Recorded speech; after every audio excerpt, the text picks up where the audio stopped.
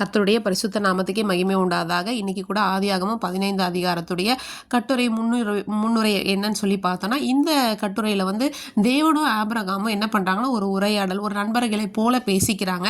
அதில் தேவன் வந்து ஆபிரகாமுக்கு என்னென்ன சொன்னாங்க, ஆபிரகாம் என்ன பண்ணார், அவர் பலி செலுத்துறாரு, பலி செலுத்தினதுக்கு அப்புறமா என்ன பண்ணாங்க, ஏசப்பா என்ன அவங்களுக்கு சொன்னாங்க அப்படிங்கிறத பற்றின ஒரு குறிப்பை தான் இந்த அதிகாரத்தில் ஃபுல்லாகவே வரையறுத்துருக்காங்க. அது என்னன்னு எனக்கு தெரிஞ்சதை நான் உங்கள் கூட பகிர்ந்துக்க போகிறேன்.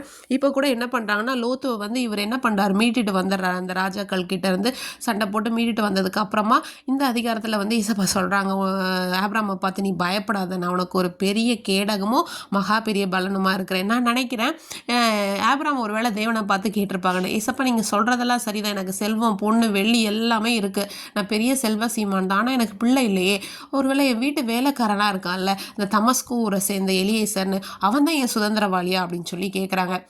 எல்லாருக்கும் வரும்ல ஒரு சில சூழ்நிலைகளை. இன்னுமே சொன்னார் ஏசப்பா சந்ததியை கொடுப்பேன், ஆனால் இன்னும் தரலையே, ஆல்ரெடி 75 வயசாயிடுச்சே நமக்கு அப்படிங்கிற ஒரு மனிதத்துவமான ஒரு எண்ணம் அவனுக்கு இருந்தது. சரிதான் எனக்கு தோணுது.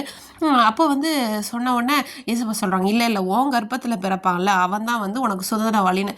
அப்போவும் ஒரு வேளை ஆபிரகாமுக்கு ஒரு பிடிப்பு இல்லாமல் இருந்திருக்கும்னு நினைக்கிறேன் அவருடைய வார்த்தையில். அப்போ உடனே ஏசப்பா என்ன பண்ணாங்க, அந்த 5வது வசனத்தில் அவனை வெளியே அழைத்து வாடந்தே அண்ணாந்துப்பார் அப்படி சொல்கிறாங்கன்னு. எனக்கு ரொம்பவே இந்த வசனத்தில் ரொம்ப பிடிச்சது.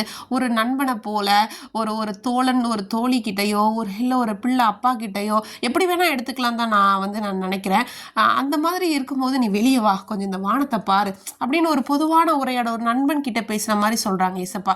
பாரு அந்த நட்சத்திரத்தில் அதெல்லாம் என்ன கூடும்னா உன் சந்ததி இந்த வண்ணமாக தான் இருக்கும் அப்படின்னு சொன்னோடனே ஆபிரகாமுக்கு ஒரு பெரிய சந்தோஷம் வந்திருக்கும் போல இருக்கு. அப்போ அவன் என்ன பண்ணுறான், பயங்கரமாக ஏசப்பாவை விசுவாசிக்கிறான். அதை அவர் வந்து என்னது அவனுக்கு நீதியாக என்னாருன்னு சொல்கிறாங்க. அடுத்ததாக வந்து திரும்ப வந்து ஏசப்பா நீங்கள் சொன்னதெல்லாம் உண்மை, நீங்கள் தான் என்னை வந்து உங்களோட ஊர்லேருந்து என்னோட ஊர்லேருந்து அழைச்சிட்டு வந்தீங்க அப்படிங்கிறதுக்கு வேறு ஏதாவது ஒரு எனக்கு ஒரு அடையாளத்தை காண்பிக்கும்னு சொல்லும் போது ஏசப்பா என்ன சொல்கிறாங்கன்னா, நான் சொல்கிறதெல்லாம் எடுத்துடுவா, 3 வயது கிடாரி, 3 வயது வெள்ளாடு, 3 வயது ஆட்டுக்கடா, ஒரு காட்டுப்புறா, ஒரு புறா குஞ்சு, இதெல்லாம் கொண்டு வான்னு சொல்லி அவள் அதெல்லாம் என்ன பண்ணுறான் எடுத்துகிட்டு வந்து துண்டித்து அதை எல்லாமே என்ன பண்ணுறான்னா அந்த பலிபீடத்தின் மேலே கட்டைகள் வந்து ஒன்றுக்கு ஒன்று எதிராக வைக்கிறான் அப்படின்னு சொல்லி போட்டிருக்கு.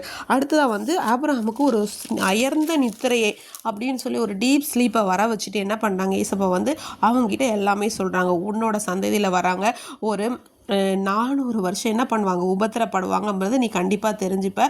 அதுக்கப்புறம் நான் வந்து என்ன பண்ணுவேன், ஜாதிகளை நியாயம் தீர்ப்பேன், மிகுந்த பொருளோடு அவங்க என்ன பண்ணுவாங்க புறப்பட்டு வருவாங்க, நீ வந்து சமாதானத்தோட தான் நீ வந்து அடக்கம் பண்ணப்படுவ அப்படின்னு சொல்லி எல்லாமே சொல்லி உன்னோட சந்ததிக்கு இந்த தேசத்தை கொடுப்பேன்னு சொல்லி அவருக்கு ஆசீர்வதிக்கிறார். இன்னைக்கு கூட நம்ம இயேசுப்பா விசுவாசிக்கும் போது அவர் ஒரு நண்பனை போல நம்மோடு இருந்து வழி நடத்த வல்லவராக இருக்கிறார். ஆமீன்.